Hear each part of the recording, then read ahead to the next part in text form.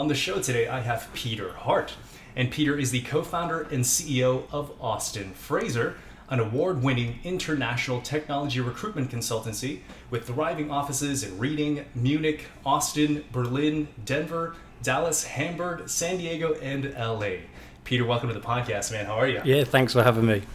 I'm really excited to have you on here, and big shout out to Alina, who created this introduction. Absolutely, yeah. Alina actually started in our Munich office a good few years ago, and now based in Dallas. Yeah, and that was a really interesting transition for her. So how has the office been going out here? Yeah, any kind of startup, we've done a few of them now, a few new cities is tough, at the beginning, and being out here just under a year.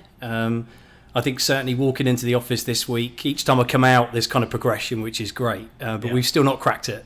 There's still a lot of work to do, but Alina's fantastic. I've worked for her a number of years, and they're on the right track for sure. Glad to hear. Well, Peter, this is the Pathways to Success. It's all about interviewing leaders, understanding your secrets to success, and sharing them with our audience. So, like I mentioned before, I'm fascinated with stories of entrepreneurship.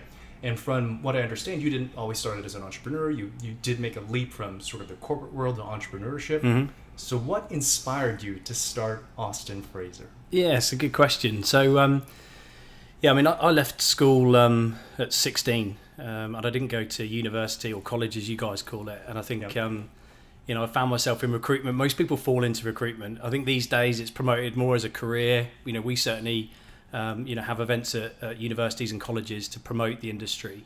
But it wasn't back when this is over 20 years ago now, showing my age. And, I kind of fell into recruitment, working for a big PLC. I spent a great kind of 7 years there. I enjoyed my time. But I think for me, the reason that I made that leap was really based around the kind of values, the way that I saw I wanted to grow my part of the business. So I ran an office outside of London for them, the regions outside of London, had about 35 staff in my last kind of 3 years. And I kind of felt that actually the way that I wanted to kind of develop my teams, develop our business was one way, and the company that I worked for wanted to go in a different direction. And so I think, I looked around kind of at other companies in the space and thought, well, can I go and work for a business that maybe sees it in the way that I see it? Mm-hmm. And I couldn't find it. And to be honest, my kind of view on life in general is you should always, whatever you do, you need to enjoy what you do. You need to believe in what you're doing. Yeah.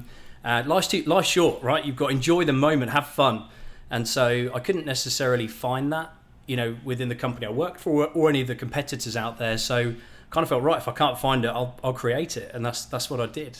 It wasn't purely, I want to go and run a business or want to start a business. I wanted to be part of something that I believed in. And that's why I created Austin Fraser. And did you have any entrepreneurial influences? Like, how did you know to start something and that it would work? Yeah, sure. So I'm married. I've got 3 daughters. Yeah. And, when I left and started Austin Fraser, 2 of them were 4 years old and 2 years old. I had one on the way. My third was on the way. Oh, wow. So I had all 3 kids by 26. And wow. So kind of launching a business was, some people considered it a big risk. I've got a family to provide for. But I think, look, my background, my 7 years in a PLC, I started off as a trainee like most people. But I was very fortunate that I was in the right company at the right time. I worked exceptionally hard.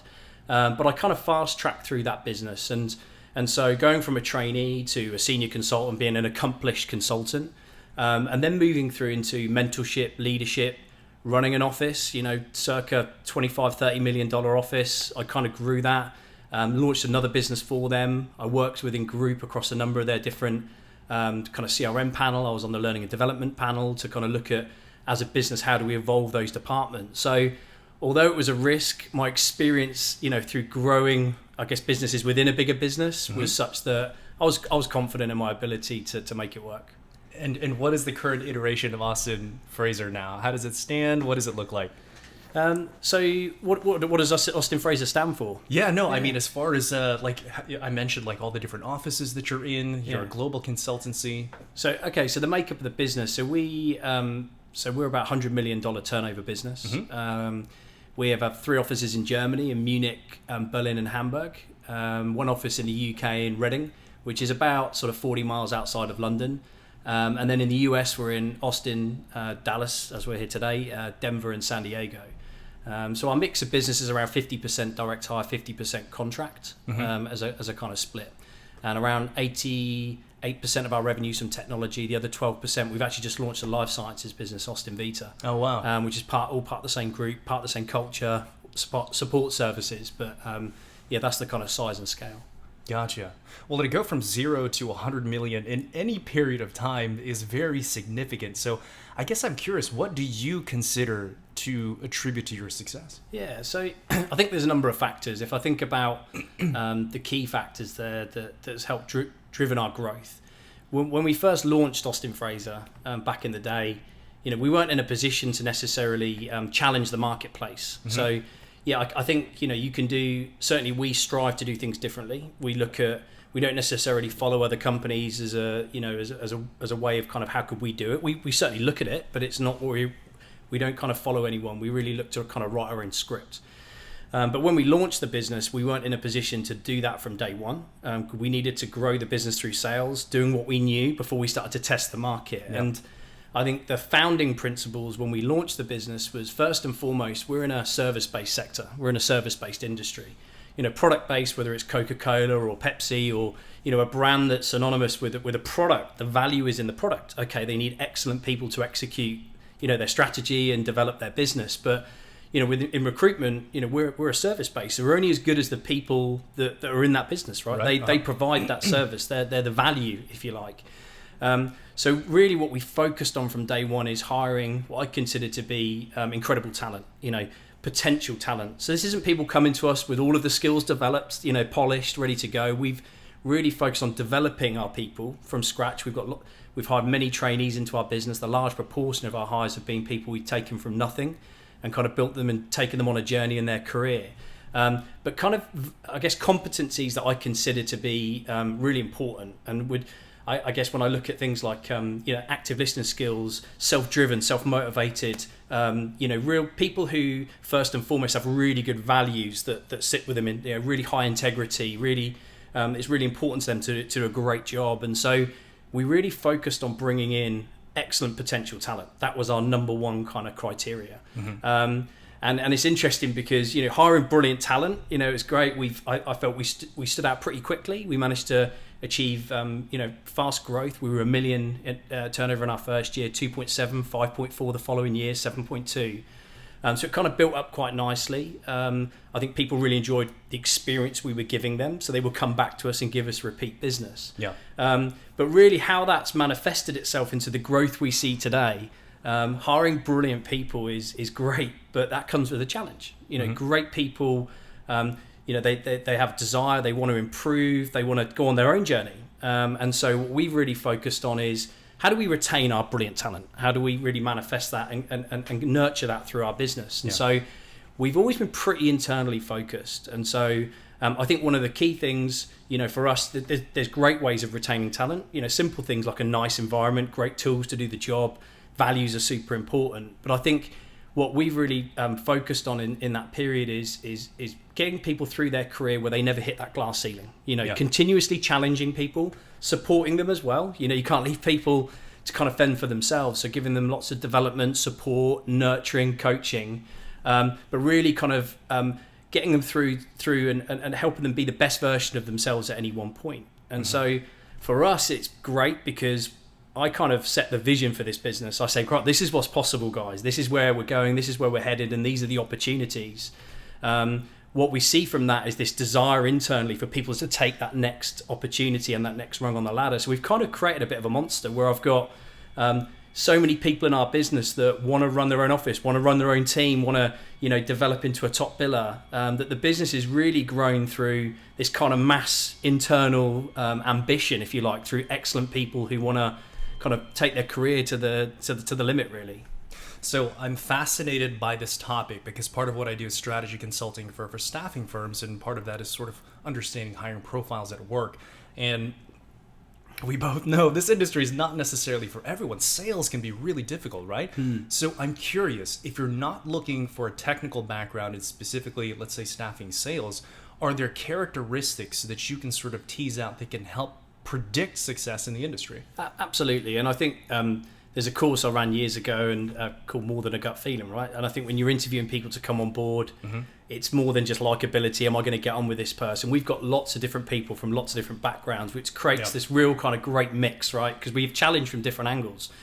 But I think there's certain things that we absolutely look for when we're hiring people, and we call them competencies.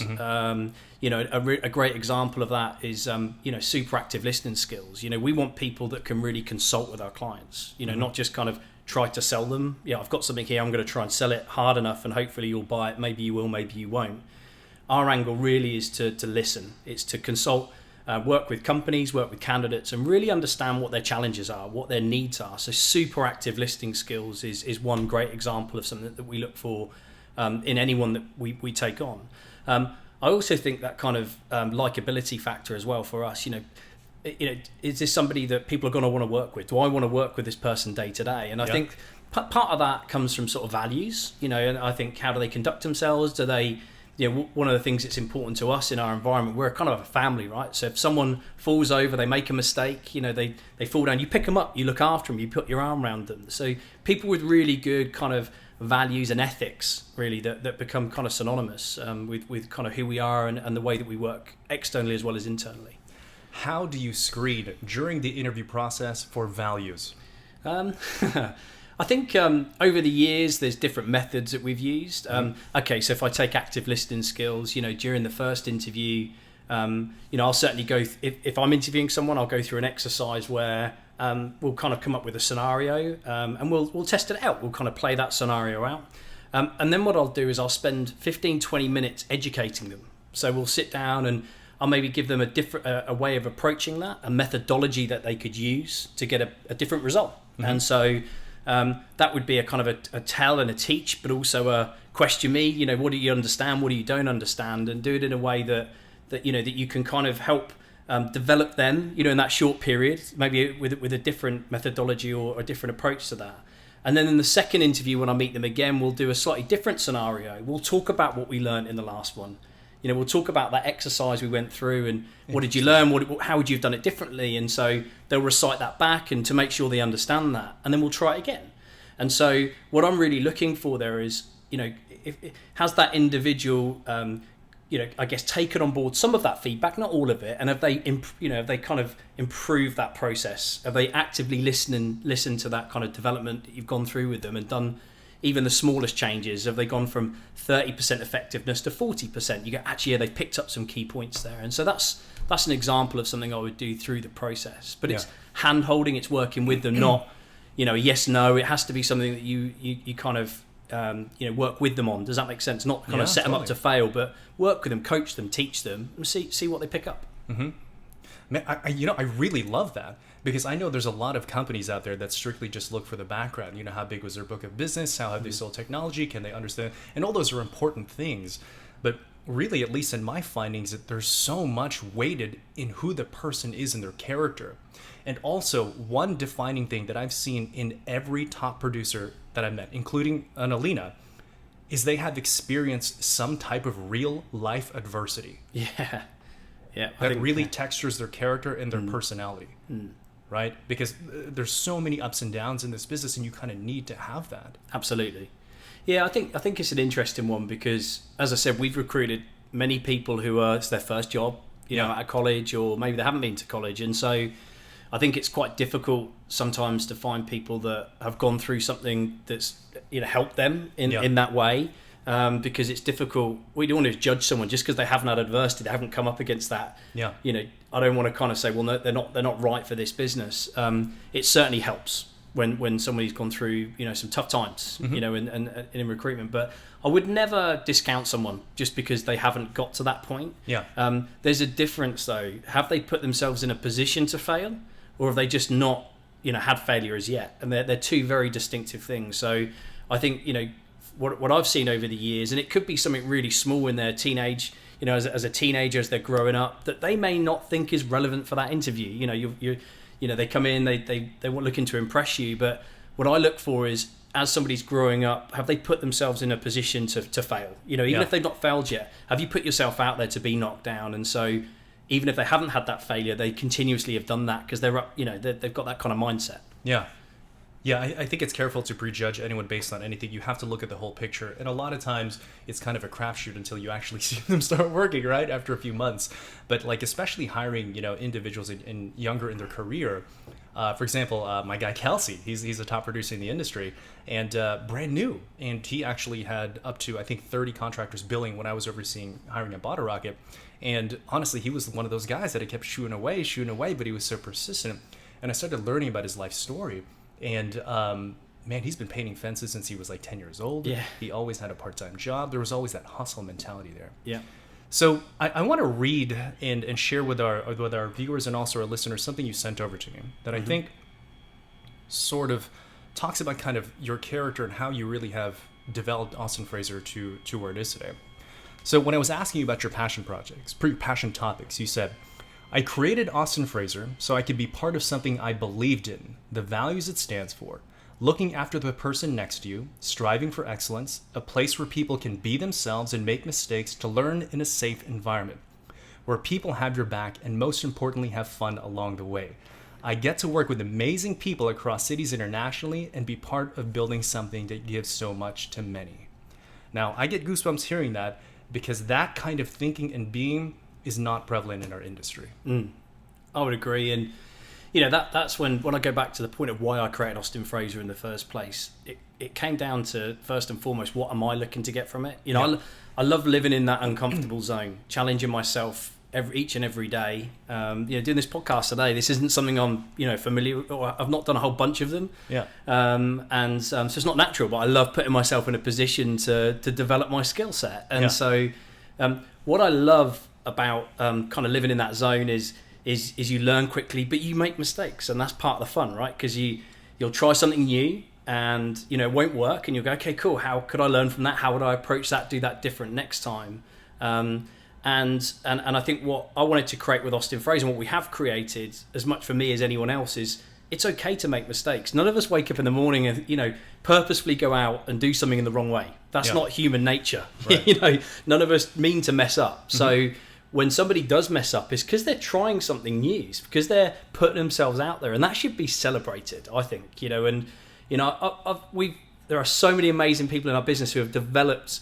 I look back over the years. We talked about Alina today. She's one great example of that. But we've got many where I look at them when we hired them, and I look at them today, and I'm so proud of how they've kind of grown as individuals. And what makes kind of it great for me, getting out of bed in the morning and loving what I do, is helping people create a framework where people can do that, and they can be themselves, and they can express themselves and try things, and they know that we've got their backs, and we look after them. And I love being part of that myself, and I'm the first to say that there's lots of things I'm good at, but there's lots of things I'm terrible at that I'm working on. But I know I'm safe in the knowledge that I look around our business, people support me, right across our business, because we created that was what we were looking to create in the first place.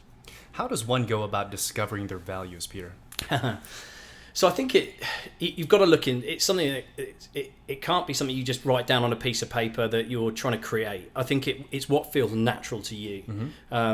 It's interesting that over the last year or two, I've looked at kind of my social media and how I engage with our audience, not just internally but externally as well. And I've read lots about it. I've read about Jeff Bezos, and Mr. Weiner at LinkedIn as well. They're kind of advice around how to kind of position yourself and talk about. What was consistent with that was whatever you're talking about is passionate. It's there. It's real. It's not something that you just you're looking to score points. And I think values and culture, when companies are looking to either find their identity or looking to create that, what do we stand for? What are those principles that we live and die by? It has to come from inside. It has to be natural. It can't be something you can just prescribe. So what I would encourage anyone to do is to really look inside and think about what's important to you as an individual, as an entrepreneur. What do you want when people look into the lens of your business? What do you want them to see? What's a reflection of you, your values, your personality, the things that are really important to you? And that would be the starting place for me. And what would you say are the core values for Austin Fraser? Yeah, so there's three key kind of pillars. I think first of all, own it is one of our core kind of pillars, if you like, and that's around each and every one of us taking responsibility. I think it's interesting that with any business there are challenges, and I think that that's just part and parcel. As you go through your journey, any organisation or individual will have new challenges, but it's about taking responsibility for them. So if you see something in your organisation that you think that's not quite right, that doesn't quite fit, well, do something about it. All of us have a responsibility to own it. And that's really kind of prevalent in our business. So we take lots of feedback, on a bi-monthly basis in our business. Kind of what do people see working well? What do they like? What could be better? And we'll try and take that. I'll take that feedback and look to talk to the business about it and look at how we can improve that. But I really rely on people being upfront, kind of pointing us towards where those points are, but also helping me take responsibility, as we all do in our ecosystem, to own it. So that's one in particular that's important. Earn it as well is a really key kind of value that you'll hear banded across our business. And I think that I started off as a trainee. I've worked my way through. You talked about painting fences as a kid. I washed cars. I remember my parents couldn't afford for me to go on a school trip until I was 15, and then when I did, I had to save up my own money, and I washed cars. And I earned, when I went on that trip, I earned the right to go on that trip, and my parents made sure that I worked hard for it because they wanted to instill those values in me. But it's the same in our organisation, and I think that I expect anyone to be prepared to do anything. If I walk into an office and see a dishwasher full, I'll go and empty that dishwasher. No one's too big for no one's too big for any job. Does that make sense? Yeah. And I think totally. that when people come through and they get promoted in our business, they've really earned it. But they're also prepared to roll up their sleeves and help people across our business that maybe were them 4 years ago and actually go, no, I'm gonna get stuck in. I was doing a masterclass in Hamburg last week with our new trainees. Yeah. I'm lunching with we've got a new hire, Blake, who started. I'm meeting him in Austin this week. We're going to go and grab a coffee, and I think that we're all prepared to earn it, to get to where we've got to, but then never lose kind of what you've come from. And that's something that's always been important. Yeah. So own it, earn it, and love it. Right, is our final one. And I think that I talked a bit about it at the start. Life's too short, in my opinion, and I love navigating through life and all of the challenges that brings. But what's really important is that we in our business, that we do it with a smile on our face, and that's something we expect from everyone.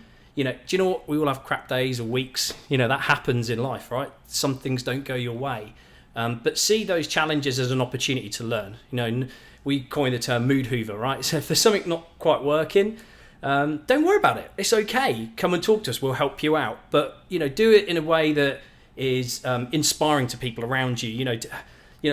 Love every minute. Look after your colleagues. Enjoy the moment. Does that make sense? Mm-hmm. And I think that's something that in our business is absolutely to see across all of our offices. People love being part of it, right? That's what's really important. But they all contribute towards that. Yeah, I love it. And honestly, I've seen it firsthand. So culture is something you're really passionate about speaking on. Now, having gone from 0 to 100 million business, how many employees do you have now worldwide? So we're at 220. 220. Mm-hmm. How have you been able to grow and scale, but still keep that culture? A tendency for companies is to lose that special sauce over time. Yeah. What have you done to maintain it as you've grown?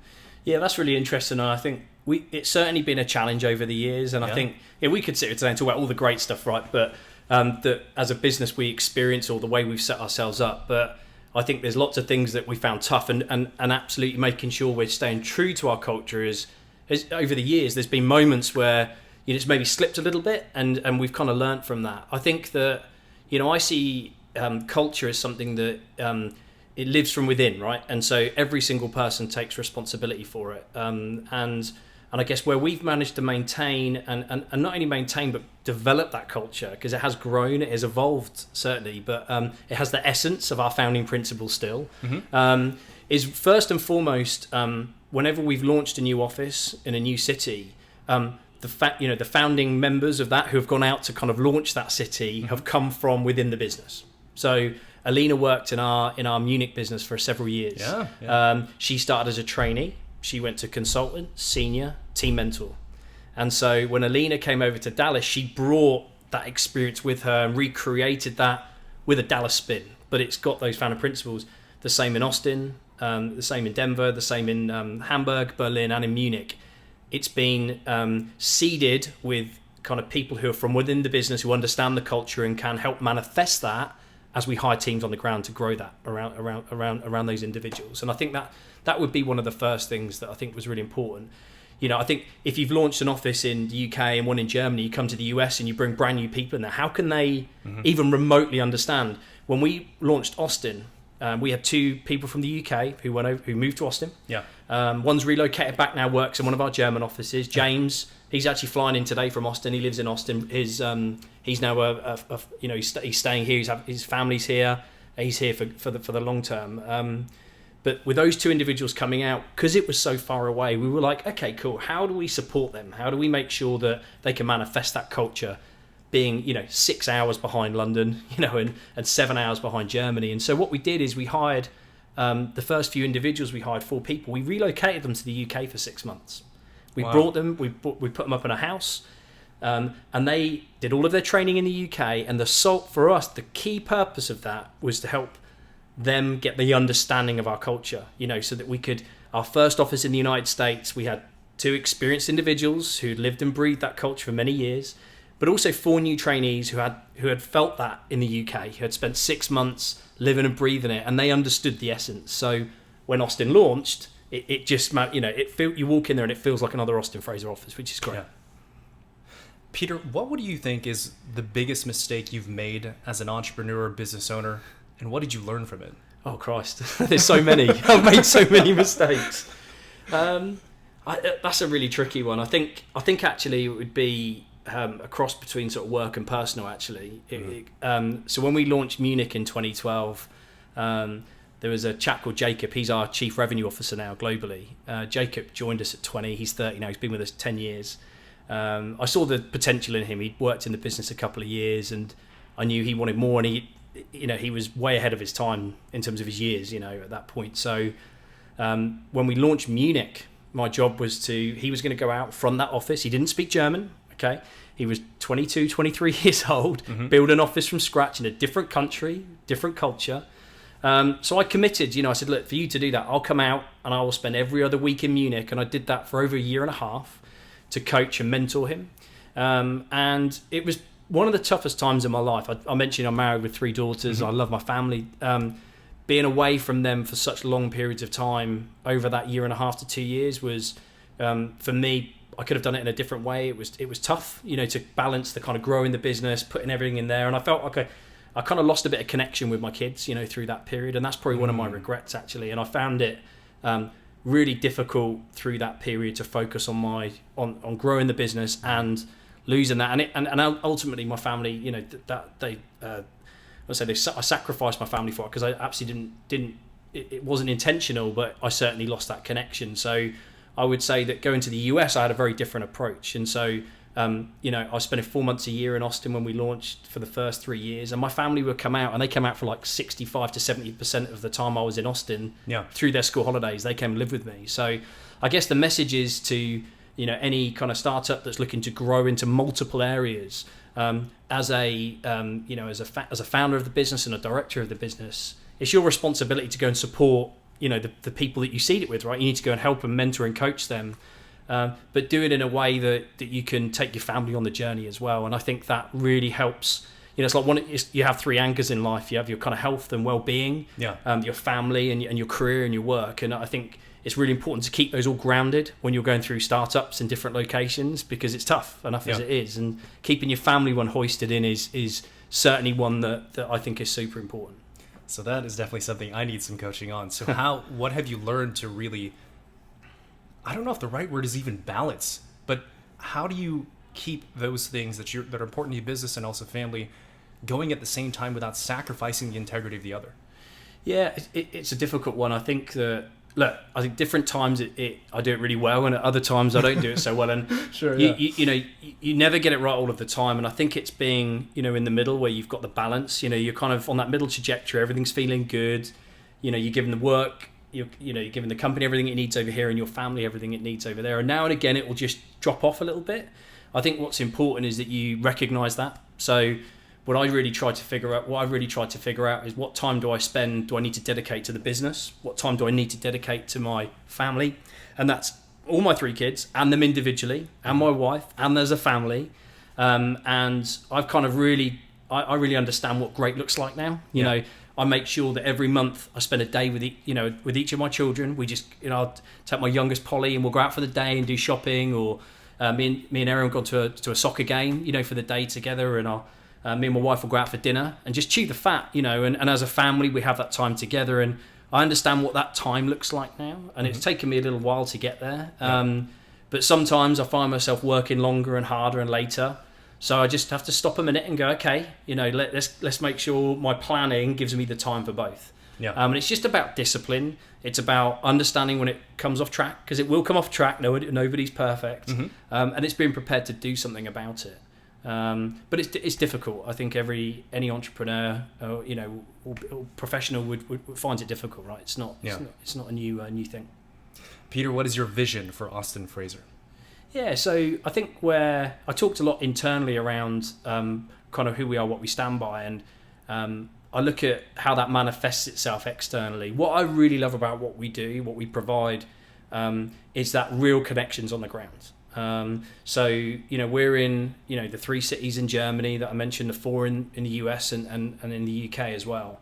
And our real focus is adding value to the community first. That's the most important part of it for us. So whether that's through community events, whether that's being proactive with smaller groups, technology groups or life sciences groups that we can bring people together to learn and share, but being just good ambassadors that live in the community. It's real connections, and so I really see the value in spending time with people. It's not a faceless connection, but actually investing time in individuals face to face.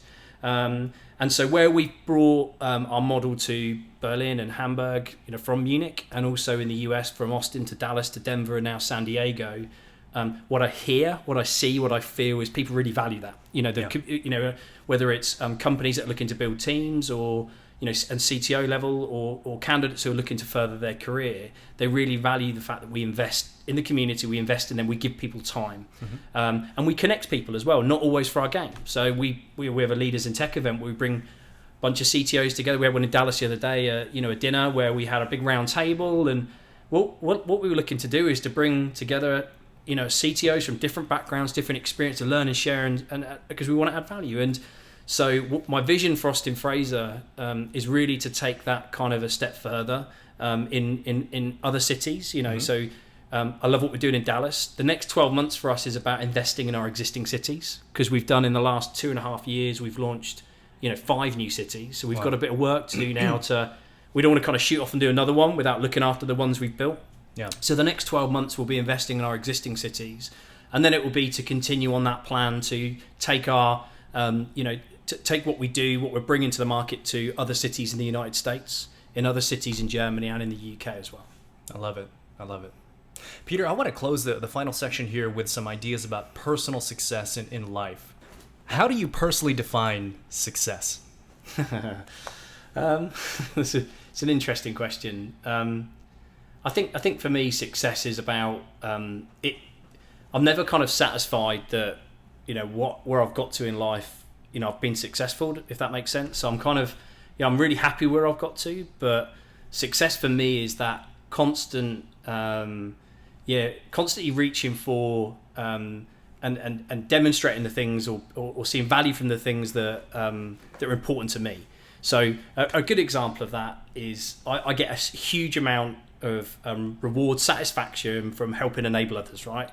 I've gone through my career and lots of people have helped me, right? And so I love helping others to be successful, and that's what gives me. That's what I define success by. The more people I can help, internally and externally as well. So whether that's through Austin Fraser or Austin Vita, I'm on the Young Entrepreneurs. I'm a judge on the Young Entrepreneurs in the UK, which is a huge European school event where kids of sort of 15, 16, 17 develop business plans. They actually go and start those businesses, and I judge, I coach through that. And so more of that gives me satisfaction, and that's, I attribute my success to helping people. Like that's certainly the case. I think the second thing for me would be within Austin Fraser, that when we first launched the business, one of our key kind of standout, this is what we want to ensure we do, was to continue to create opportunities for people to fulfill their potential. So not hitting that glass ceiling. So my job has been to grow Austin Fraser so that it can facilitate all of these great people. So when I look back, my success and the legacy, I guess, it's have I continued to do that? Yeah, that would be the second thing for me. And the third thing for me would be my kids, right? So, helping them, kind of develop into, they're young adults now. My girls are 16, 14 and 12, so they're growing up quick.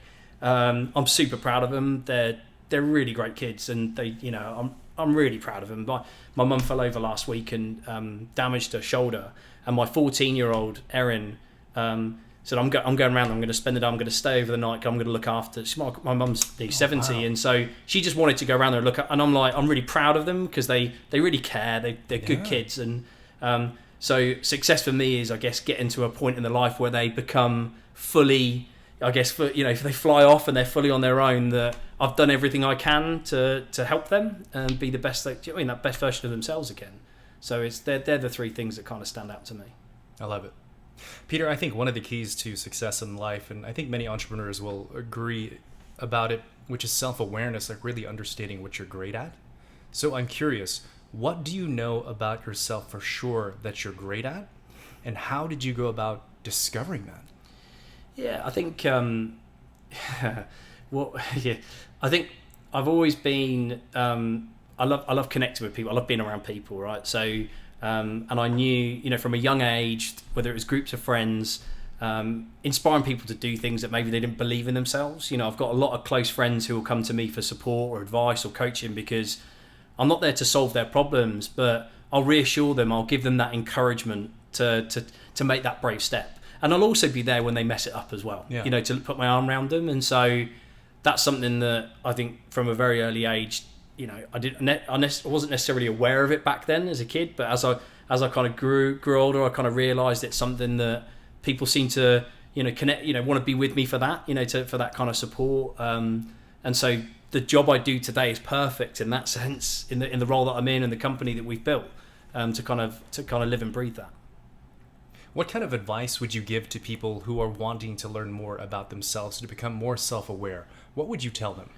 Yeah, so I think, when there's the first place you need to start is it's about acceptance, actually. And I think that if your mindset is that you don't have to be, none of us are perfect, and you don't have to be perfect. We can all strive for excellence in many different areas, but if there's things you're not good at, don't worry about it. That's just natural there. And what? When you get great at those things, there's going to be a whole new set of things that you're not very good at. So that's life.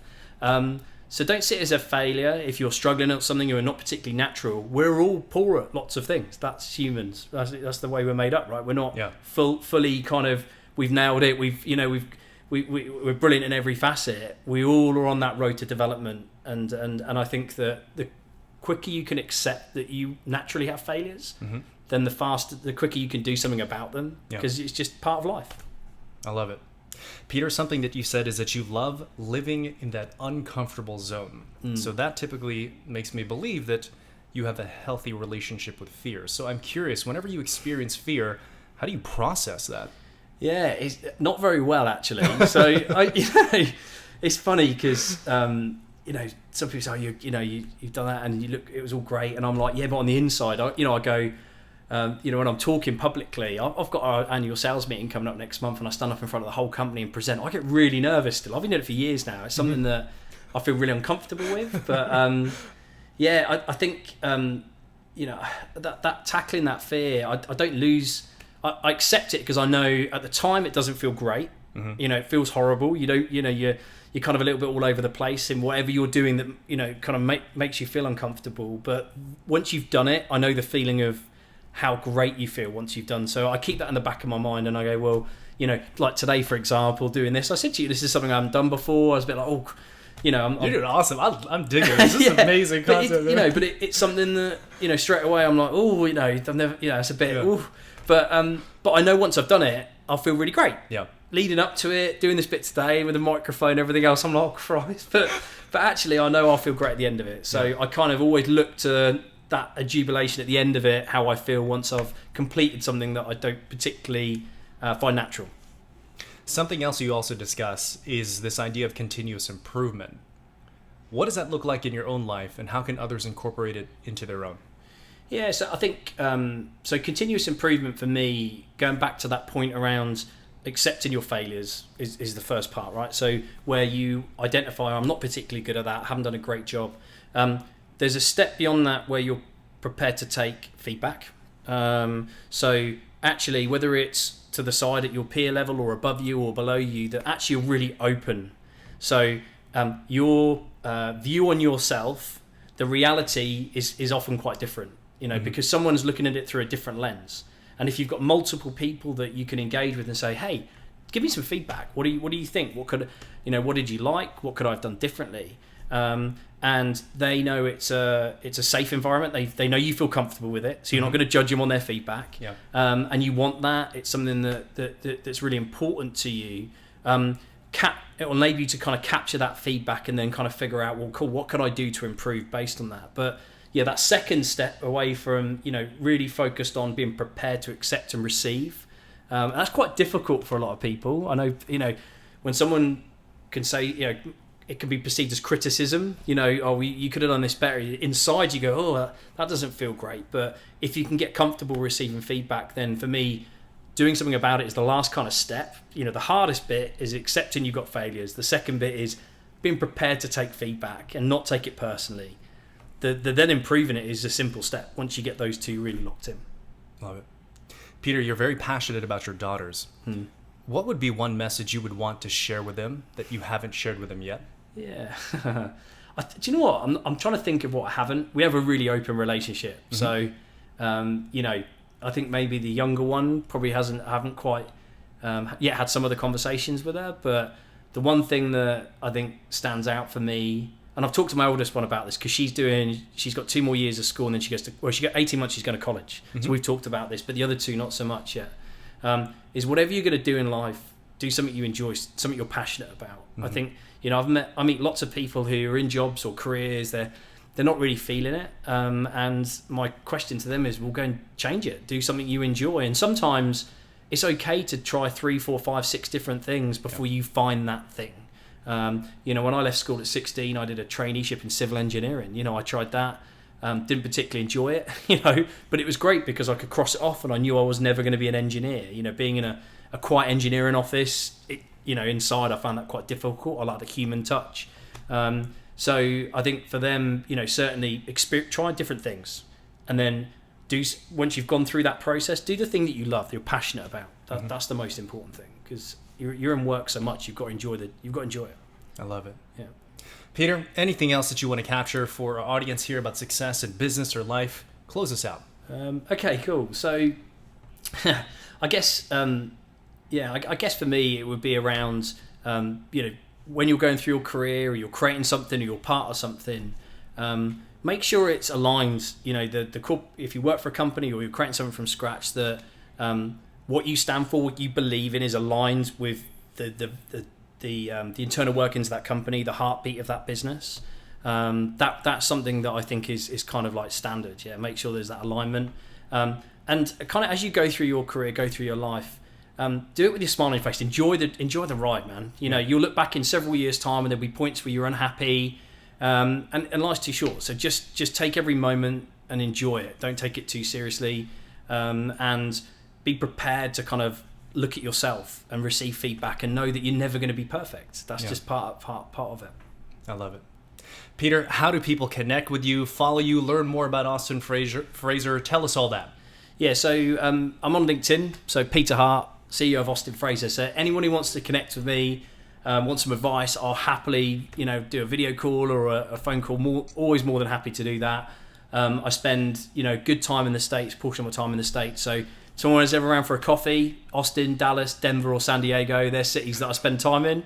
More than happy to connect and give anyone kind of further advice that they want to pick up on from today. Awesome. And we'll make sure to have all your contact information in the show notes. Peter, this has been a true pleasure and well worth the wait. Thank you so much for coming on the podcast. Thank you so much. Cheers, Julian. And everyone else, thank you all for tuning in to another episode of the Pathways to Success. As always, make sure to subscribe, comment, and share. And we'll see you next time on the next episode of the Pathways to Success.